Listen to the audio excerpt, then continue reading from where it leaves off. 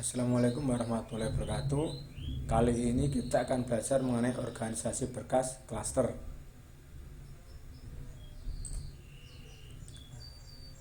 Ketika dua atau lebih rekod disimpan dalam file yang sama, itu disebut dengan klaster.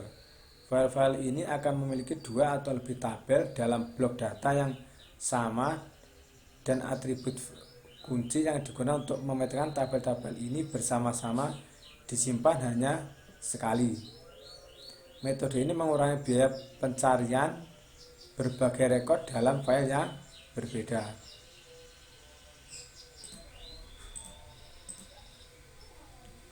Organisasi klaster digunakan ketika ada kebutuhan yang sering untuk menggabungkan tabel dengan kondisi yang sama.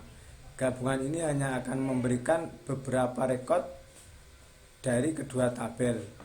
Di dalam contoh yang diberikan, kami mengambil catatan hanya untuk departemen tertentu. Metode ini tidak dapat digunakan untuk mengambil catatan dari seluruh departemen. Nah, misalnya gini, ya, kita punya tabel, ya, employee dan departemen. Nah, ini akan kita gabungkan, kita join, ya, kita join. Kita join, jahitnya seperti ini, ya. Kita join jahitnya seperti ini.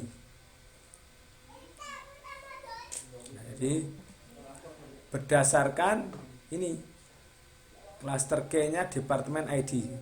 Dalam metode ini kita dapat langsung menyisipkan, memperbarui atau menghapus catatan apapun. Data diurutkan berdasarkan kunci yang digunakan untuk mencari.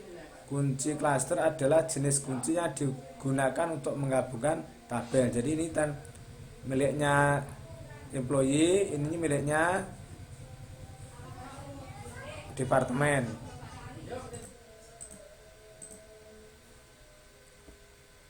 Jenis organisasi per klaster. Organisasi per klaster terdiri dari dua jenis, yaitu klaster terindeks, yaitu dalam klaster yang diindeks catatan dikelompokkan berdasarkan kunci klaster yang disimpan bersama.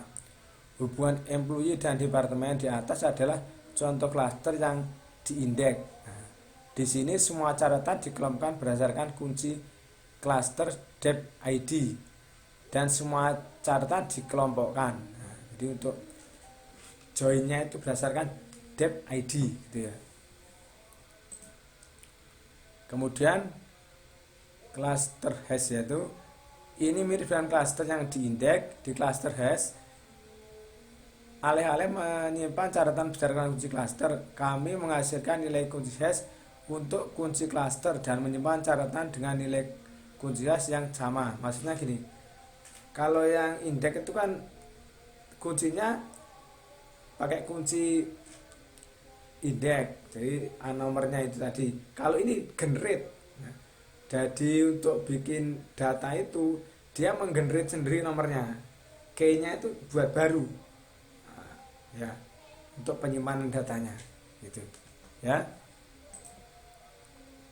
Nah, ini contoh lain. Contoh lainnya ada student dan ini ada subjek. Ya. Ini ada tabel student dan tabel subjek.